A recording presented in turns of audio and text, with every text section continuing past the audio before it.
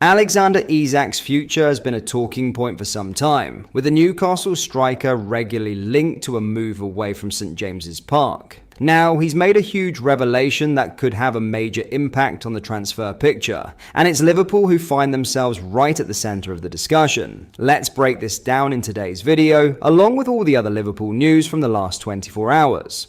There is so much to discuss in today's video, so be sure to like the video and subscribe to the channel for daily Liverpool content. But first, Liverpool captain Virgil van Dijk celebrated Rio Numoha's dream debut after the 16-year-old's dramatic late winner at Newcastle. The teenager came off the bench to score deep into stoppage time in Monday's Premier League encounter at St James's Park as the champions snatched a 3-2 victory after 10-man Newcastle had battled back from 2-0 down. Van Dijk told Sky Sports, "It is a dream debut for him. It was a perfect technique. We stayed calm towards the end as well, tried to find the right solution in order to score a goal, and we did it. I'm very pleased for Rio." Liverpool were second best for large spells of the game despite goals from Ryan Gravenberch and Hugo Ekitike, coming either side of the dismissal of Anthony Gordon, putting them into a commanding position. The game was played in a fervent atmosphere which owed a lot to Liverpool's failed attempt to sign Newcastle's unsettled striker. Obviously, we all know it is a difficult place to come. We all know there was a lot of oil on the fire this week to get especially Newcastle fired up, Van Dijk said.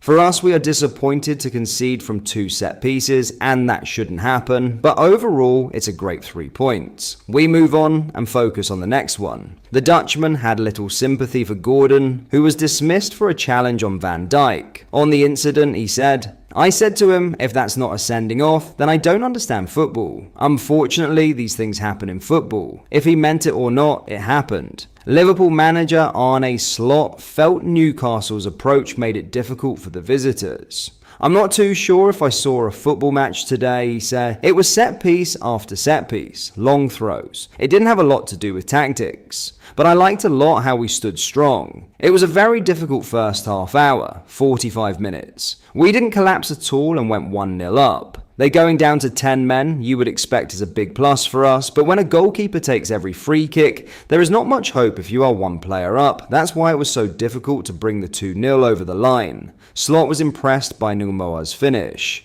"It was a great goal for a 16-year-old, he said. "It was a big chance. He can finish really well for his age. How firm his shot was, you don't see this often. He's so confident, and for him to score is not completely a coincidence. For his age, he's a really good finisher."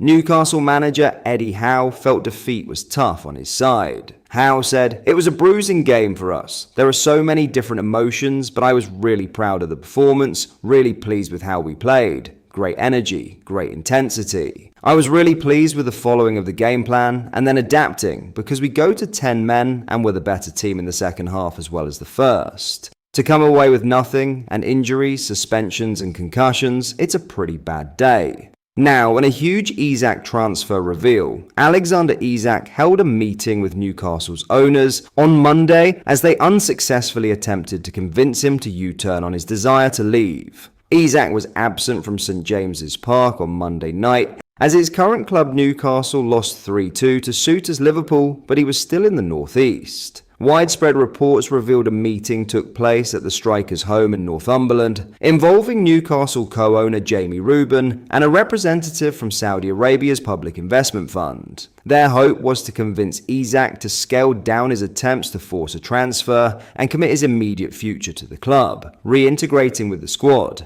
But the Chronicle's Lee Ryder reports that their efforts were unsuccessful, with the Swede reiterating his desire to move on and join Liverpool. Liverpool's last formal approach for Isak was over 3 weeks ago, with a £110 million bid rejected at the very beginning of August. Their interest remains, but in the knowledge that Newcastle must first source replacements not only for Isak, but also the departed Callum Wilson. This has proved fruitless so far, despite advances for the likes of Hugo Ekitike, Benjamin Sesko, and more recently, Brentford's Johan Wissa and Wolves' Jurgen Strand Larsen. That would not indicate a confidence that Isak will stay, nor appear to rule out a sale, though clearly Liverpool will still need to improve on their £110 million offer. It is clear Isak wants the move to Anfield, but is he really worth much more than the £110 million we attempted last month? With Ekitike on fire, would it be smart business for Liverpool to continue to pursue the Swede? Let me know down below. In other news, Arne Slot has revealed that Alexis McAllister was not deemed fit enough to take part in Liverpool's 3-2 win at Newcastle, having pulled out of training last week. McAllister played 72 minutes of the opening game of the campaign, but after missing almost 3 months of action prior to his late return for pre-season, he was not in the squad against Newcastle. This has now been explained as being due to a fitness issue, with the Argentine unable to train properly in the build-up. Slot is now left hoping his number 10 can get back up to speed in time for the visit of Arsenal in the final game before the international break on Sunday. He had to leave the training pitch 2 days ago, Slot told reporters at St James's Park. And that would not even be the biggest problem if he had a proper pre-season, but he missed out for so many weeks. There's a reason why you go inside, because you probably feel something. That is a difficult balance to find with players that are out for so long in pre-season, because there you bring the base for the whole season. And you can see these intensity levels like we faced last week, and Newcastle stepped it up 10 times, I think. Then you need to be so fit. Then it's also a risk if you bring a player that had a pre-season like this, had to go out 2 days ago in a training session in this environment.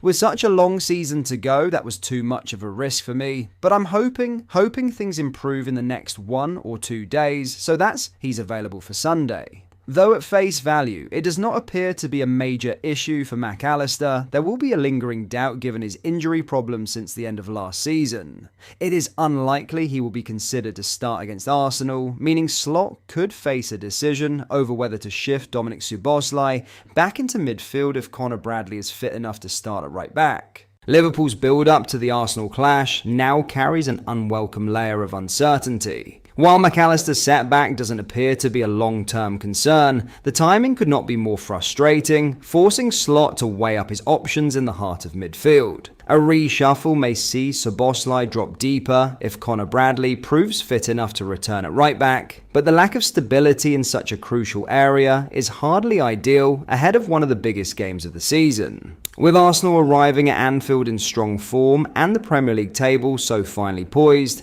every selection call takes on added significance. Slot will know his choices could define not just Sunday's result, but also Liverpool's momentum heading into the international break. But that is all for today's video. Thank you for watching, I hope you enjoyed. If you did, please drop a like on the video and subscribe to the channel for daily Liverpool content. We post all the latest Liverpool news every day, so join our fast growing community so you never miss out. Thank you, I'll see you in the next video.